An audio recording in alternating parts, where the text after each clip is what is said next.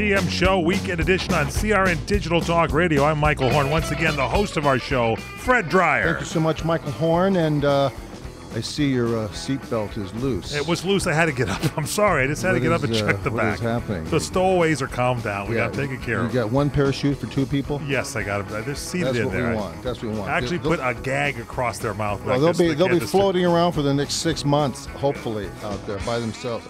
All right, back to the show. I hope they took the bag of peanuts you've got back there in the hay pile with them. We have pretzels and peanuts that we're serving today on this flight.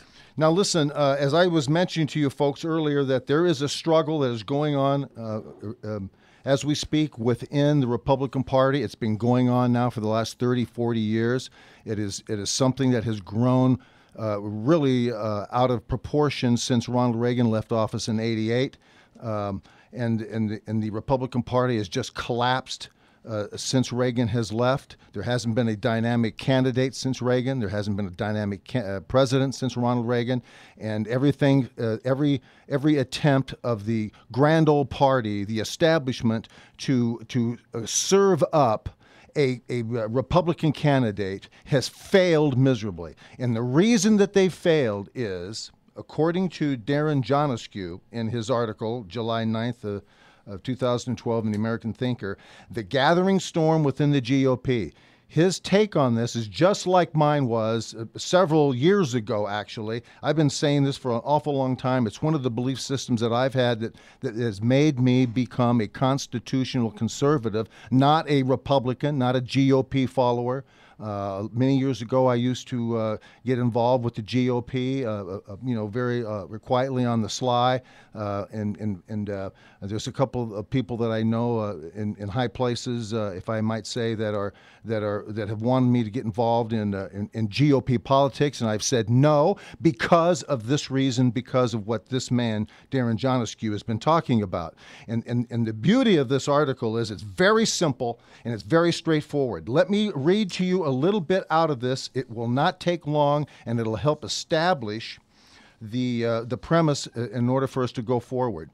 Mr. Jonescu says, and starts out, though all conservative hands must be on deck for Mitt Romney between now and November 6th, there is little doubt that from that day forward, America will witness the final foundation-shaking battle in a long war, namely the fight for the heart and soul of the Republican Party. Either the current long-standing GOP establishment, in caps, will finally cede control of the official banner of political conservatism, or the traditional two-party system, and with it, the American Republic will dissolve.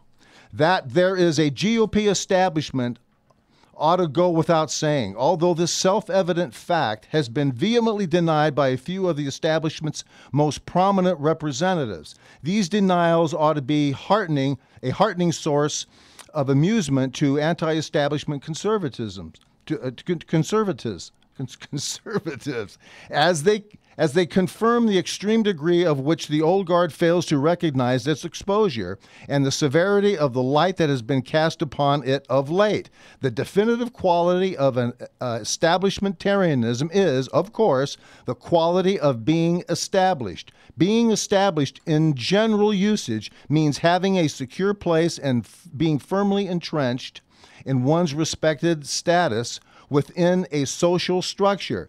Being a member of a political establishment entails being aligned with and firmly entrenched within the presiding power structure, which is the GOP today. In short, the Republican establishment has a monopoly on defining conservatism at the all-important levels of public policy and mainstream discourse.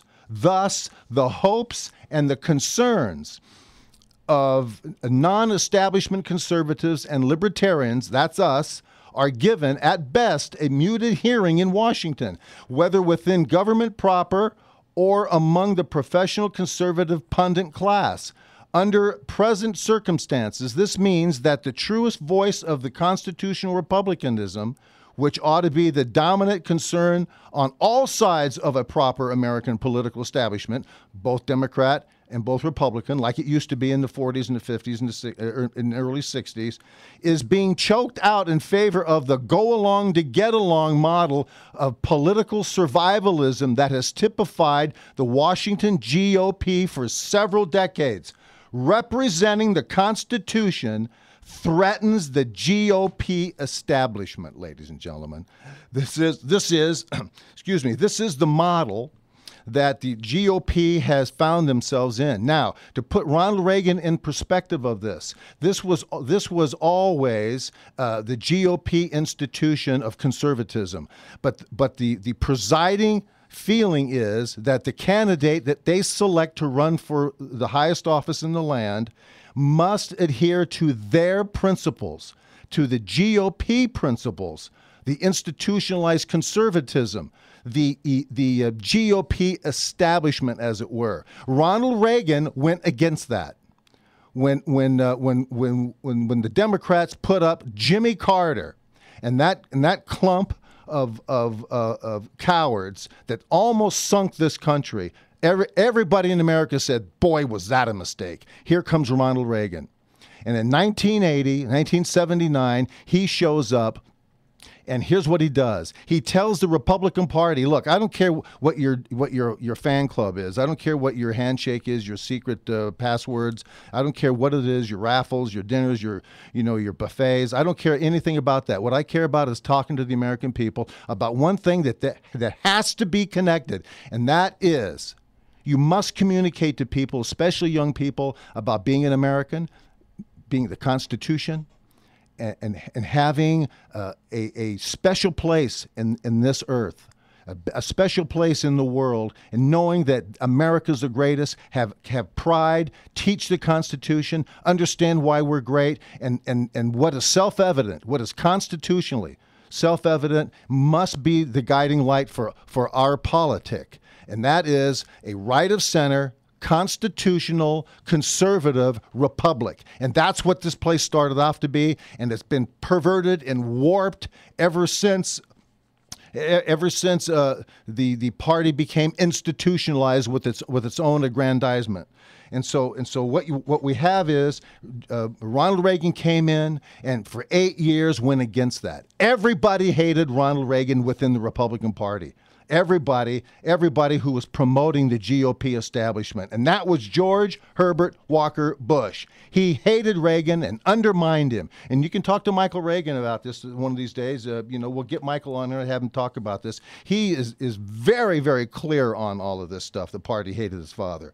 And so what you have now is America rallied to this tremendous leadership that Ronald Reagan provided. He came up and he just, like your dad, your grandfather, your neighbor, and you'd say, gee, this guy talks so beautifully. He talks from the heart. You believe it, and he goes right at the enemy that's in this country. And boy, has it grown since 1988 when Ronald Reagan left. We can get into that here in the second part of in the third aspect of our show when we come back. But what we have here now is a GOP faced again with the dilemma. Who's going to be our candidate? And what is really interesting is, more importantly, what kind of candidate is he? What kind of candidate is he? He's now starting to be defined. There's some good things and some not so good things about Mitt Romney right now. And when we come back, we want to get into that. The PM show continues on CRN Digital Talk Radio with Fred Dryer. Stay with us.